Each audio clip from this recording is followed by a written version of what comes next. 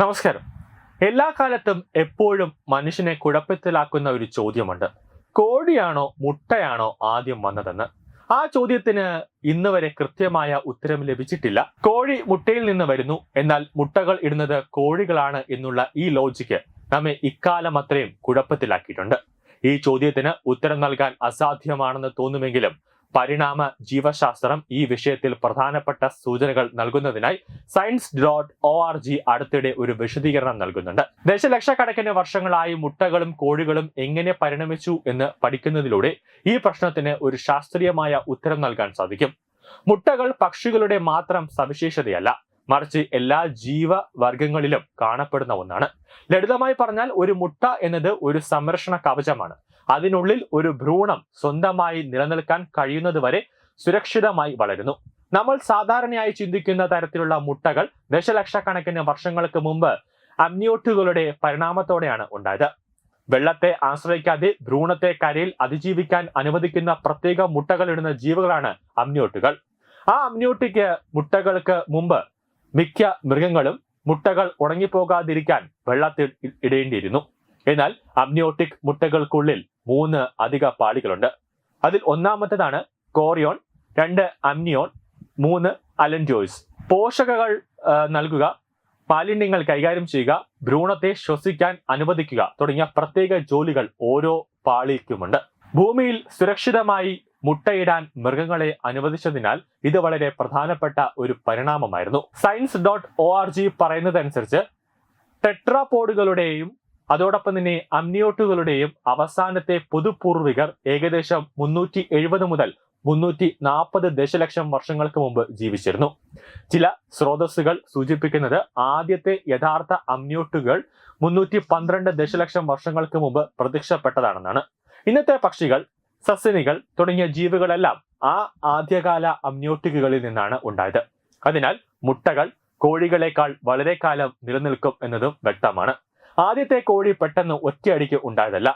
Proto കോഴികൾ എന്ന് വിളിക്കപ്പെടുന്ന ഏകദേശം കോഴികളായ 2 പക്ഷികൾ അവർ ഇട്ട മുട്ടക്കുള്ളിലെ ഭ്രൂണത്തിൽ സംഭവിച്ച ജനിതക മാറ്റങ്ങളുടെ ഫലമായാണ് ഇന്ന് ഉണ്ടായതെന്നാണ് science.org വിശദീകരിക്കുന്നത്. ഈ 2 പ്രോട്ടോ കോഴികളും ഇണചേരുന്നു. അവയുടെ DNA സംയോജിപ്പിച്ച് ഈ പ്രക്രിയയിൽ ആദ്യ കോശത്തിൽ തന്നെ ചില മ്യൂട്ടേഷനുകൾ സംഭവിച്ചു. ഭ്രൂണം വികസിക്കുമ്പോൾ ഈ മ്യൂട്ടേഷനുകൾ കൈമാറ്റം ചെയ്യപ്പെട്ടു. ആദ്യത്തെ ഫലമായി ആദ്യത്തെ യഥാർത്ഥ കോഴി ജനിച്ചു. ഇന്ത്യ, ചൈന, ഇന്തോനേഷ്യ എന്നിവയുൾപ്പെടെ ദക്ഷിണ തെക്കുകിഴക്കൻ ഏഷ്യയുടെ ചില ഭാഗങ്ങളിൽ വസിക്കുന്ന ചുവന്ന കാട്ടുപക്ഷികളാണ് ആധുനിക കോഴികളുടെ പൂർവികർ എന്ന് റിപ്പോർട്ടിൽ പറയുന്നത്. ഏകദേശം 10,000 വർഷങ്ങൾക്ക് മുമ്പ് മനുഷ്യൻ ചുവന്ന കാട്ടുപന്നികളെ വളർത്താൻ തുടങ്ങിയതായി പുരാവസ്തു തെളിവുകൾ സൂചിപ്പിക്കുന്നുണ്ട്. എന്നാൽ ജനിതക പഠനങ്ങൾ കാണിക്കുന്നത് കോഴികൾ കാട്ടുകോഴികളിൽ നിന്ന് വേർപിരിഞ്ഞിട്ട് ഏകദേശം 58,000 വർഷങ്ങൾക്ക് മുമ്പായിരിക്കാമെന്നാണ്. കോഴികളുടെ കാലുകളിലെ മഞ്ഞ നിറം പോലുള്ള ചില സ്വഭാവ വിശേഷങ്ങൾ ഗ്രേ ജംഗിൾ ഫൗൾ എന്ന മറ്റൊരു ഇനവുമായി ജീനുകൾ കലർന്നിരിക്കാമെന്നും തെളിവുകളുണ്ട്. മുട്ടത്തോട് ഉണ്ടാക്കുന്നതിൽ ഉൾപ്പെട്ടിരിക്കുന്ന ഒരു പ്രത്യേക പ്രോട്ടീൻ അതുമൂലമാകാം കോഴിമുട്ടത്തോട് ആദ്യം ഉണ്ടായതെന്ന് ചില ശാസ്ത്രജ്ഞർ വാദിക്കുന്നു. കോഴിമുട്ടത്തോട് പ്രധാനമായും കാൽഷ്യം കാർബണേറ്റ് കൊണ്ടാണ് നിർമ്മിക്കുന്നത്. അത് കോഴികൾക്ക് അവയുടെ ഭക്ഷണത്തിൽ നിന്ന് ലഭിക്കുന്നു. കാൽഷ്യം കാർബണേറ്റ് പരലുകളുടെ രൂപത്തിൽ നിക്ഷേപിക്കുമ്പോഴാണ് മുട്ടത്തോട് രൂപപ്പെടുന്നത്. ആദ്യത്തെ യഥാർത്ഥ കോഴി ഉണ്ടായത് ഒരു കോഴിയുടെ മുട്ടയിൽ നിന്നല്ല, മറിച്ച് ഏതാണ്ട് ഒരു കോഴിയായിരുന്ന ഒരു ജീവിയുടെ മുട്ടയിൽ നിന്നാണ്. ആ മുട്ടയ്ക്ക് കോഴിയായി മാറാൻ ആവശ്യമായ പ്രധാനപ്പെട്ട ജനിതക മ്യൂട്ടേഷൻ ഉണ്ടായിരുന്നു എന്നതാണ് യാഥാർത്ഥ്യം. ന്യൂസ് ഡെസ്ക് തത്വമൈ ന്യൂസ്.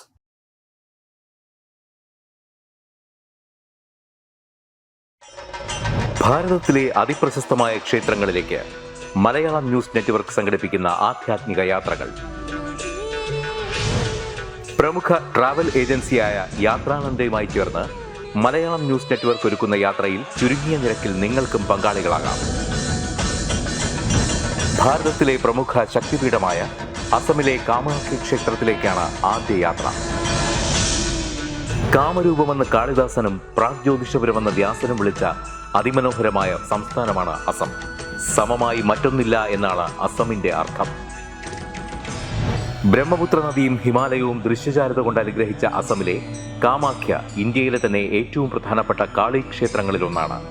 കാമാഖ്യ ക്ഷേത്ര സന്ദർശനത്തിനു ശേഷം കിഴക്കിന്റെ സ്വിറ്റ്സർലാൻഡ് എന്നറിയപ്പെടുന്ന മേഘാലയയിലെ ഷില്ലോങ് നഗരവും ചിറാപുഞ്ചിയും അതിമനോഹരമായ മഴക്കാടുകളും ഹിമാലയൻ കാറ്റ് ചൂളം വിളിക്കുന്ന താഴ്വരകളും മേഘങ്ങളെ ഉമ്മവയ്ക്കുന്ന ചെറുകുന്നുകളും കണ്ണാടി പോലെ ജലമൊഴുകുന്ന ഉമയാങ് നദിയും സന്ദർശിക്കുന്നു. ജീവിതത്തിൽ ഒരിക്കലെങ്കിലും കണ്ടിരിക്കേണ്ട ഈ അത്ഭുത ലോകത്തിലേക്ക് നിങ്ങളെ സ്വാഗതം ചെയ്യുന്നു. വിമാന ടിക്കറ്റും ചിലവുകളും ഉൾപ്പെടെ 65,000 രൂപ ചിലവ് വരുന്ന ഈ പാക്കേജ് 59,000 രൂപയ്ക്ക് മലയാളം ന്യൂസ് നെറ്റ്വർക്ക് നിങ്ങൾക്ക് ലഭ്യമാക്കുന്നു. ആദ്യം ബുക്ക് ചെയ്യുന്ന 5 പേർക്ക് 56,000 രൂപയ്ക്ക് ഏർലി ബേർഡ് ഓഫറും ലഭ്യമാണ്. കൂടുതൽ വിവരങ്ങൾക്ക് ഇനി പറയുന്ന നമ്പറിൽ ബന്ധപ്പെടുക. 8089001200 അല്ലെങ്കിൽ 7736549234.